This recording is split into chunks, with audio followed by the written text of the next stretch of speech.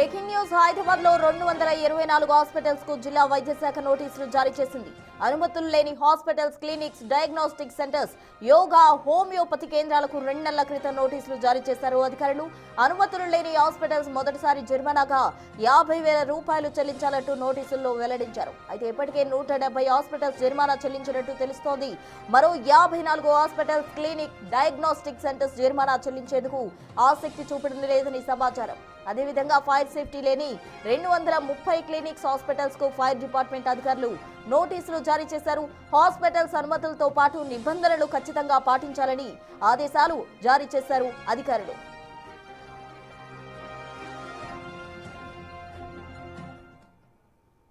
Hospitals కు నోటీసులకు సంబంధించి పూర్తి డీటెయిల్స్ మా ప్రతినిధి సుజాత అందిస్తారు. సుజాత, హైదరాబాద్లోని 224 హాస్పిటల్స్, క్లినిక్స్, అదేవిధంగా హోమియోపతి ఇలాంటి చిన్న చిన్న క్లినిక్స్కి సంబంధించి అనుమతులు లేకుండా రన్ చేస్తున్నటువంటి హాస్పిటల్కి గత 2 నెలల క్రితమే అటు డిఎంఎన్హెచ్ఓ నోటీసులు జారీ చేసింది. మొదటిసారిగా 50,000 రూపాయలు జరిమానా కట్టాలి. అయితే చాలా వరకు హాస్పిటల్స్ మొదటిసారి ఇటు అనుమతులు లేకుండా రన్ చేస్తున్నందుకు నోటీసులు జారీ చేసినటువంటి నేపథ్యంలో 50,000 రూపాయలను అటు పే చేశారు. మిగతా హాస్పిటల్స్ అనుమతులు లేకుండా హాస్పిటల్ రన్ చేయడమే ఒకవైపు నేరం అయితే వీళ్ళు కట్టవలసినటువంటి డబ్బులు కూడా కట్టకుండా తిరిగి మేము హాస్పిటల్స్ డబ్బులు కట్టాలి అని నోటీసులు పంపిస్తే మేము రన్ చేయము అని చెప్పేసి అటు ప్రభుత్వాన్నే వీళ్ళు కొంత మేరకు మేము డబ్బులు కట్టలేము, మేము మూసేస్తాము అని ఒక తరహా బ్లాక్మెయిల్ లాగానే కనిపిస్తుంది. అయితే దాదాపు హైదరాబాద్లో ఉన్నటువంటి హాస్పిటల్స్కి, చిన్న నుంచి పెద్ద హాస్పిటల్స్కి మ్యాండేటరీగా అనుమతులు అనేది తప్పనిసరిగా ఉండాలి. ఎవరైనా సరే ట్రీట్మెంట్ కోసం హాస్పిటల్కి వెళ్తున్నారు అంటే హాస్పిటల్కి అనుమతులు లేకుండా ఉన్నటువంటి హాస్పిటల్కి వెళ్తే అక్కడ వైద్యులు సరిగ్గా ఉండరు, అక్కడ తనిఖీలు జరగవు. కాబట్టి హాస్పిటల్లో అనుమతులు లేకుండా హాస్పిటల్ రన్ చేయడము, వైద్యులు ఎక్స్పీరియన్స్ ఉన్నటువంటి పర్సన్ కాకుండా చిన్నటువంటి వాళ్ళని తీసుకువెళ్ళి వైద్యం అందించడంతో చాలామంది ప్రాణాలను కోల్పోయేటువంటి పరిస్థితులు ఉన్నాయి. కాబట్టి ప్రభుత్వం చాలా సీరియస్గా అనుమతులు తప్పనిసరి అని చెప్తుంటే చాలా వరకు అనుమతులు లేకుండా రన్ చేస్తున్నారు. అయితే మొదటిసారిగా అటు 50,000 రూపాయలు జరిమానా విధిస్తారు, రెండోసారి 2 లక్షల రూపాయలు, మూడోసారి 5 లక్షల రూపాయలు.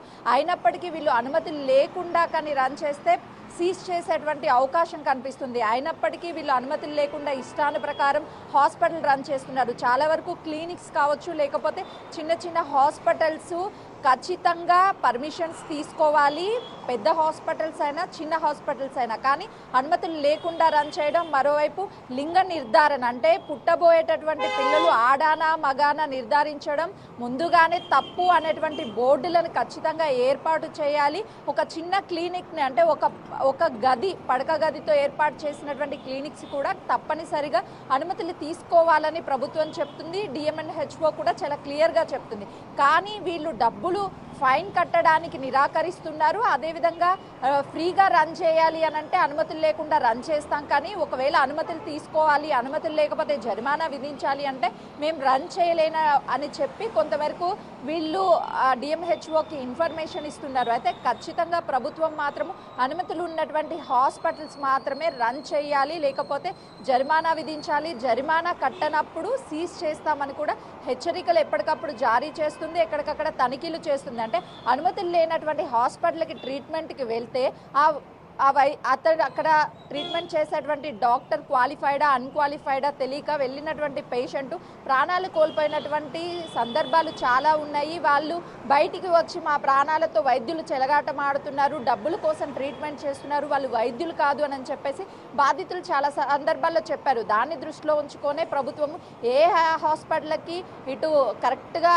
పర్మిషన్లు ఉన్నాయి, లేవు, పర్మిషన్ లేనటువంటి హాస్పిటల్లో అది నోటీస్లో, గవర్నమెంట్ నోటీస్లో ఉండదు. కాబట్టి ప్రతిరోజు కావచ్చు, లేకపోతే వారానికి ఒకసారి అక్కడ తనిఖీలు జరగవు. కాబట్టి వాళ్ళు రియల్ వైద్యులను తీసుకొచ్చారా లేకపోతే ఫేక్ వైద్యులను తీసుకొచ్చి ట్రీట్మెంట్ అందిస్తున్నారా అనేది అటు ప్రభుత్వ నోటీస్లో ఉండదు. కాబట్టి వీళ్ళు డబ్బులే లాభార్జనే ధ్యేయంగా చేసుకొని ఇలాంటి చిన్న హాస్పిటల్స్ నిర్మించడము, ఫేక్ డాక్టర్స్ని పెట్టి ఇటు ట్రీట్మెంట్ అందించడము, ఇట్లా ప్రాణాలతో చెలగాట ఆడుతున్నారే కాబట్టి ప్రభుత్వం చాలా సిస్టమాటిక్గా స్ట్రిక్ట్గా ఖచ్చితంగా అనుమతులు ఉంటేనే రన్ చేయాలి, లేకపోతే మూసివేయాల్సినటువంటి పరిస్థితి, అంటే సీజ్ చేసేటువంటి అవకాశం ఉంది అని చెప్పేసి ఎక్కడికెక్కడ డిఎంహెచ్ఓలు నోటీసులు జారీ చేస్తున్నారు. అయితే ఈ నేపథ్యంలో నోటీసులు అందుకున్నటువంటి వాళ్ళు మాత్రము మేము డబ్బులు కట్టలేము అని అంటే, ఒకవైపు పర్మిషన్ లేకుండా రన్ చేయడమే తప్పు అని చెప్తుంటే, మేము తిరిగి డబ్బులు చెల్లించలేము, మేమే క్లోజ్ చేస్తాము అని చెప్పేసి ఒక బ్లాక్మెయిల్ ధోరణిలో వీళ్ళని తిరిగి బెదిరింపులకు గురి చేస్తున్నట్లుగా కూడా చెప్తున్నారు.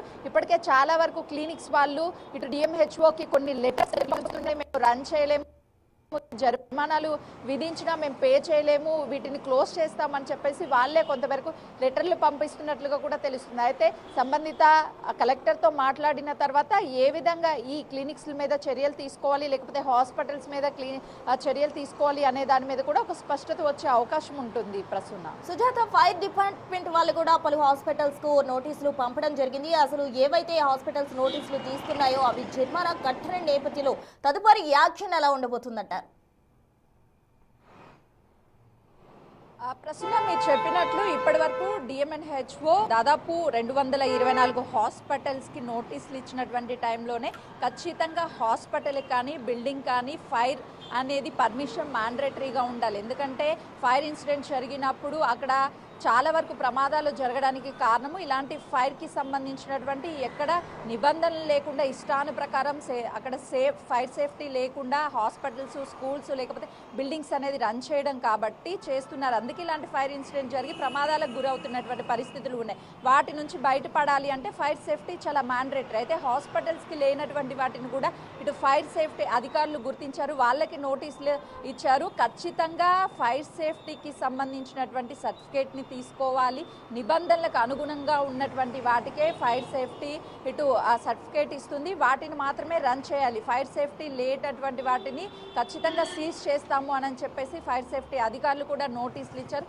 వాళ్ళు ఏ విధంగా అంటే బిల్డింగ్స్ని ఏమన్నా సరే రీమోడిఫై చేసుకుంటారా, లేకపోతే ఒక బిల్డింగ్ నుంచి ఇంకొక బిల్డింగ్లోకి హాస్పిటల్ని షిఫ్ట్ చేస్తారా అనేది కూడా చూడాలి. ఖచ్చితంగా ఫైర్ సేఫ్టీ అనేది మ్యాండేటరీగా పాటించాలి, లేకపోతే వాటిని సీజ్ చేస్తాము, అనుమతుల్ని క్యాన్సిల్ చేస్తాము అని ఫైర్ సేఫ్టీ అధికారులు కూడా నోటీసులు జారీ చేశారు.